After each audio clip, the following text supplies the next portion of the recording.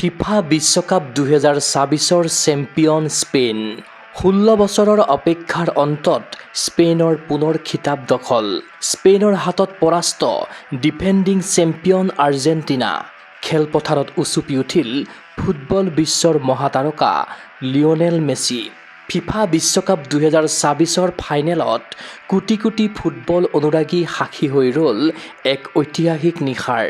Defending champion আৰ্জেণ্টিনাক পৰাভূত কৰি পুনৰ বিশ্বকাপৰ মুকুট পিন্ধিলে স্পেইনে। ১৬ বছৰৰ অপেক্ষাৰ অৱসান ঘটাই নিউয়ৰ্কৰ নিউ জাৰ্চি ষ্টেডিয়ামত দ্বিতীয়বাৰৰ বাবে বিশ্বকাপৰ খিতাপ দখল কৰি ইতিহাস ৰচনা কৰিলে স্পেইনে। এই ফাইনেল কেৱল এটা ট্ৰফিৰ যুঁজ নাছিল। এফালে বিশ্ব ফুটবলৰ ৩৯ বছৰীয়া মহাতাৰকা লিঅনেল মেছি, আনফালে স্পেইনৰ ১৯ বছৰীয়া যুৱ খেলুৱৈ লামিন ইয়ামাল। ফুটবলৰ বৰ্তমান আৰু ভৱিষ্যতৰ যুঁজত অৱশেষত শেষ হাঁহি মাৰিলে মহা শক্তিধৰ ফুটবল দল স্পেইনে। ২০১০ চনত পোনপ্ৰথমবাৰৰ বাবে ঐতিহাসিক বিশ্বকাপ জয় কৰা স্পেইনৰ বাবে এইবাৰৰ বিশ্বকাপ আছিল বিশেষ। কাৰণ ২০২৬-ৰ বিশ্বকাপত এখনো মেচত পৰাজয় বৰণ নকৰাকৈ বিশ্বকাপৰ খিতাপ হস্তগত কৰাৰ অভিলেখ ৰচিলে স্পেইনে। দেওবাৰে মাজনিশা শ্বাসৰুদ্ধকৰ ফাইনেলৰ মেচখনত স্পেইনে ১-০ গলত পৰাস্ত কৰে মেছিৰ অধিনায়কত্বৰ আৰ্জেণ্টিনাক। আক্ৰমণ প্ৰত্যাক্ৰমণৰ পাছতো নিৰ্ধাৰিত ৯০ মিনিটত কোনো এটা দলে গ'ল স্ক'ৰ কৰিব নোৱাৰিলে। ফলাফল নিৰ্ণয়ৰ বাবে খেলা অতিৰিক্ত ৩০ মিনিটৰ খেলখনত ফুটবল প্ৰেমীৰ বুকুৰ ধপধপনি বাঢ়িছিল। এনে লাগিছিল যি দলেই গ'ল কৰিব সেই দলেই পিন্ধিব বিশ্ব চেম্পিয়নৰ মালা।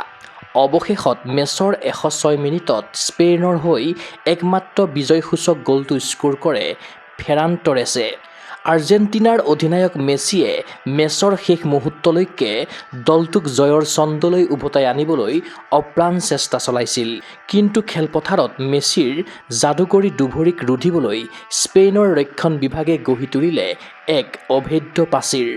মেছিৰ নেতৃত্বত দলে বিপক্ষৰ গ'লপোষ্টত কেইবাটাও আক্ৰমণ কৰিছিল যদিও স্পেইনৰ নিখুঁত দলগত খেলৰ ওচৰত সেও মানিলে আৰ্জেণ্টিনাই।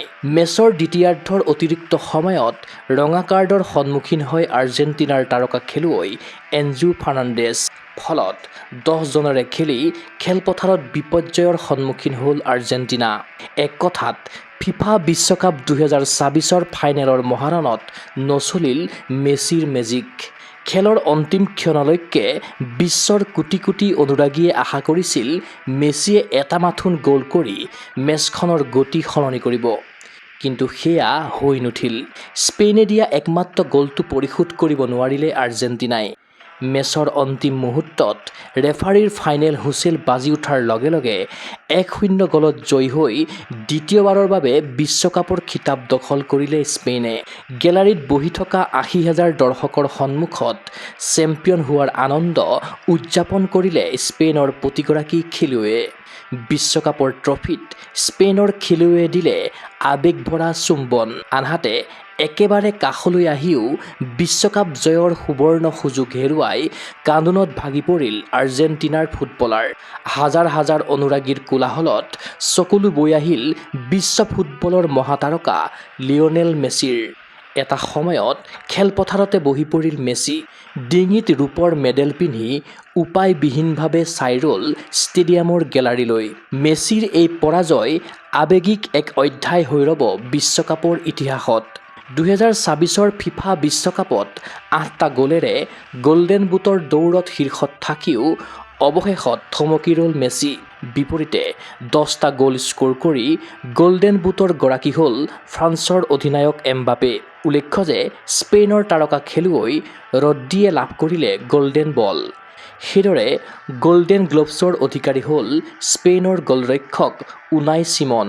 আনহাতে শ্ৰেষ্ঠ যুৱ খেলুৱৈৰ সন্মান লাভ কৰিলে স্পেইনৰ পাউ কুবাৰ্চিয়ে। বিগত ডেৰ মাহ ধৰি বিশ্বৰ ফুটবল অনুৰাগীয়ে উপভোগ কৰিলে ফিফা বিশ্বকাপ ২০২৬-ৰ এখনৰ পাছত আনখন হাই ভল্টেজ মেচ। আগন্তুক 2030 ফিফা বিশ্বকাপত অনুৰাগীৰ চকুৰে হয়তো হাহাকাৰ কৰিব Lionel Messi, Cristiano Ronaldo, Neymar জুনিয়ৰৰ দৰে মহাতাৰকাসকলৰ দুভৰিৰ ছন্দ উপভোগ কৰিবলৈ। বিশ্ব ফুটবলে আদৰিব লামিল য়ামালৰ দৰে যুৱ ফুটবলাৰক। ফুটবল বিশ্বৰ মহা উৎসৱৰ আনন্দ ল'বলৈ আপুনি বা মই পুনৰ অপেক্ষা কৰিব লাগিব 4টাকৈ বছৰ।